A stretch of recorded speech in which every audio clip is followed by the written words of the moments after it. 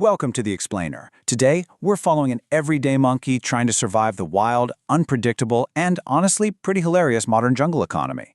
We're going to track the journey of a regular ape who earns leaves for an honest day's work. But as you probably know, keeping those leaves and actually making them grow is a whole lot harder than just stuffing them under a mattress. We'll be diving into inflation, the traps of debt, how to invest, and those terrifying financial bubbles that can literally wipe out a whole troop's savings in a flash. So, what's the big question every young ape is asking right now? Why do your leaves buy fewer bananas today? You've definitely noticed this, right? A single leaf just doesn't go nearly as far at the banana stand as it used to. Making 100 leaves a week feels amazing. It's that rich monkey illusion, right up until you actually go shopping. If your paycheck stays exactly the same but the cost of your favorite yellow fruit jumps by 20%, well, you are effectively getting poorer every single month. But get this, a rising price tag isn't the only trick the jungle economy plays on us. Sometimes prices don't actually go up at all, but you're still getting poorer. Why? Because the bananas are getting smaller. It's stealth inflation, shrinkflation. These giant gorilla corporations know that we absolutely hate seeing price tags go up. So instead of charging 2 leaves for a banana, they just sell you half a banana peel for that same 1 leaf, maybe mixing in some cheap coconuts to fill out the box. And then they have the nerve to rebrand the leftovers as some brand new product. You're paying the exact same amount of leaves, but your troop goes hungry way faster. Let's move on to Section 1, Leaves, Bananas, and Inflation. Okay, so there are basically 4 main engines of inflation that cause a single banana to jump from costing 1 leaf to 5 leaves.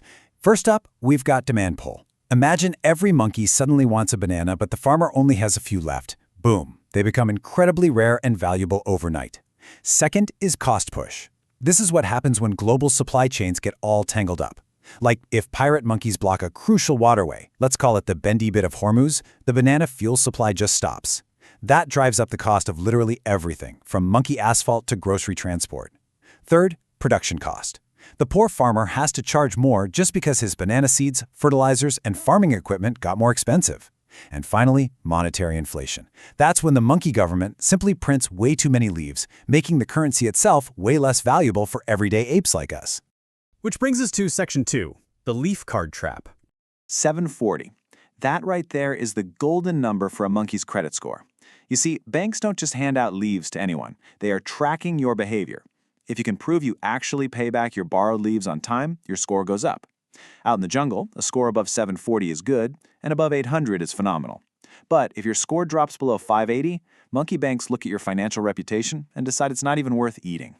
Now, a good score lets you borrow leaves to buy bananas today and pay for them later, and they'll lure you in with sweet rewards like banana points for monkey flights or hotels.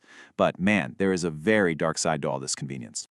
You've really got to watch out for the terrifying snowball effect of compound interest.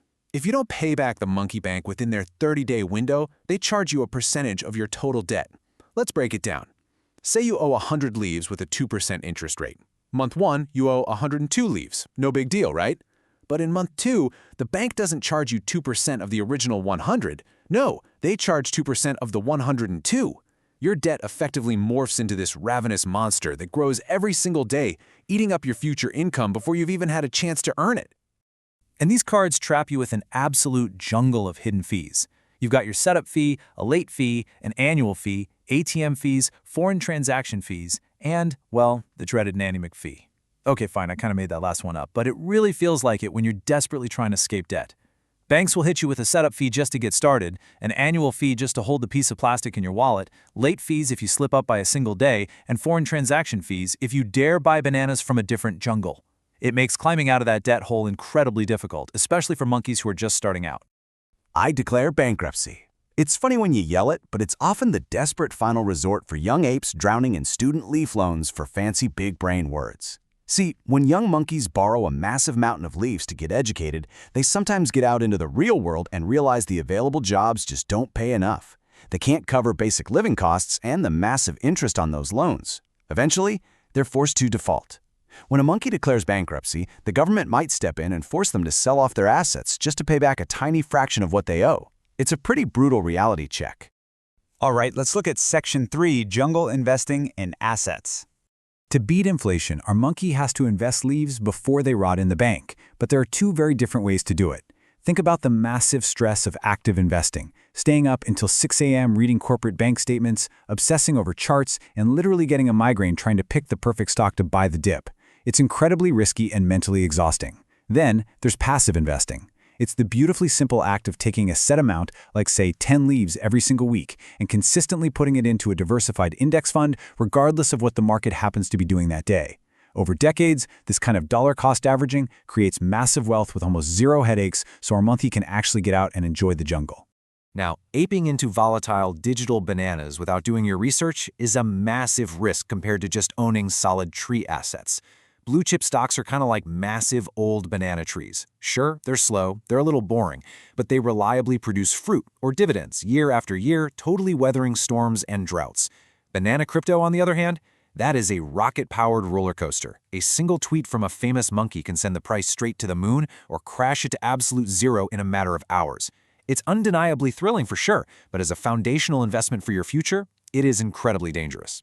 Which leads us perfectly into Section 4, Leverage and Banana Bubbles.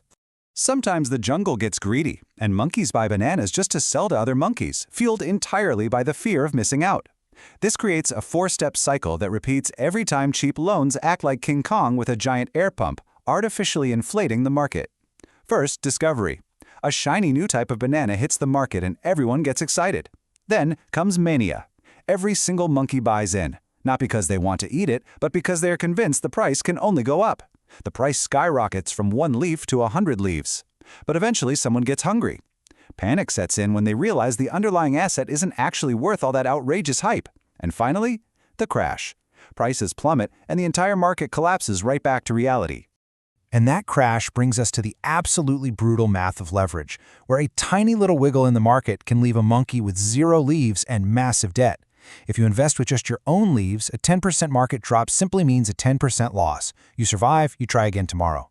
But during a mania, monkeys get incredibly greedy. They use leverage. They might borrow 90 leaves from the bank and put in 10 of their own just to buy 100 leaves worth of assets. So if the market drops just 10%, that asset is suddenly worth 90 leaves. The problem, you still owe the bank 90 leaves. Your entire personal investment is wiped out instantly, leaving you with absolutely nothing but crippling debt. This is exactly what accelerates a market crash.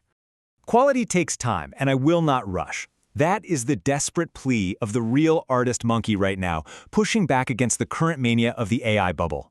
Currently, the entire jungle is utterly obsessed with this new technological discovery, the smart monkey AI. It is causing massive anxiety across the whole canopy about job security and artistic integrity. But the true craftsmen of the jungle? They're pointing out that real value, lasting businesses, and genuine art require patience, experience, and skill. And that's something the current hype machine is completely ignoring in its frantic rush for quick profits. Because underneath all this hype, this new tech doesn't actually earn its own keep yet. The smart monkey draws poorly, writes totally incorrect information with supreme confidence, and frankly, its tax returns will almost certainly get you audited. Plus, it requires an astronomical amount of the jungle's physical energy and water resources just to keep its servers running. The only reason this AI slot will looks like a booming business genius right now is because massive established guerrilla corporations are pumping billions of leaves into it to buy the necessary hardware. It's a classic bubble setup. The price and the hype far exceed the actual value being generated. Moving to Section 5, Surviving the Monkey Recession. What happens when the bubble pops and the leaves stop moving around the economy? Well, the timeline of the Great Banana Crash proves that reality always catches up with inflated asset values. Back in the roaring 1920s, monkeys bought household items on credit, invested in Florida real estate sight unseen, and took out massive margin loans to buy stocks. The bubble grew beautifully for an entire decade, but starting on Black Thursday in October 1929, the illusion shattered. Monkeys collectively realized prices were artificially high, panic set in, and a massive sell-off triggered margin calls. Everyone was forced to liquidate their assets at the exact same time, just to cover their debts. 16 million. That is the staggering number of bananas dumped on Black Tuesday alone, crashing prices from 100 leaves down to just half a leaf. The market lost 14 billion leaves in a single day. Think about that. Nearly half the entire wealth of the jungle wiped out before lunch. Factories shut down, 12 million monkeys became unemployed, and the Great Depression officially began. When the gross domestic product, the total output of all goods and services, goes down for an extended period, the whole economy just grinds to a terrifying halt. So, Can the monkey government actually fix a recession? How does the central bank gorilla attempt to restart the economy after such a catastrophic shock?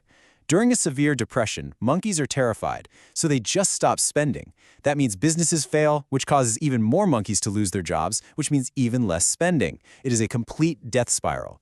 To break that vicious cycle, the government has to step in and forcefully inject life back into the freezing system before the entire canopy collapses. They use a specific toolkit to get gross domestic product back up and eventually bring the jungle out of depression. The most powerful tool? Lowering interest rates. This makes it cheap for businesses to borrow leaves, expand their operations, and start hiring workers again. The government can also send leaf stimulus checks directly to citizens' mailboxes, cut banana taxes so you keep more of your paycheck, and subsidize businesses. They'll even fund massive public works projects, like roads, bridges, and transit, to create immediate, paying jobs. When the government spends leaves, it greases the wheels of the economy, forcing those leaves to start moving from hand to hand once more. Because in the jungle economy, it's not just about earning leaves, it's about keeping them before they turn to sticks. Whether it's the hidden thief of shrinkflation, that compound interest monster hiding in your leaf cards, or the dangerous allure of a leveraged banana bubble, the threats to your financial survival are absolutely everywhere. The only way to truly thrive is to understand the mechanics of the jungle, avoid the debt traps, and consistently invest in real wealth-generating assets. So I'll leave you with this. Are you investing your leaves wisely before the next AI slot bull or hyperinflation completely wipes out your purchasing power? Stay smart out there, apes.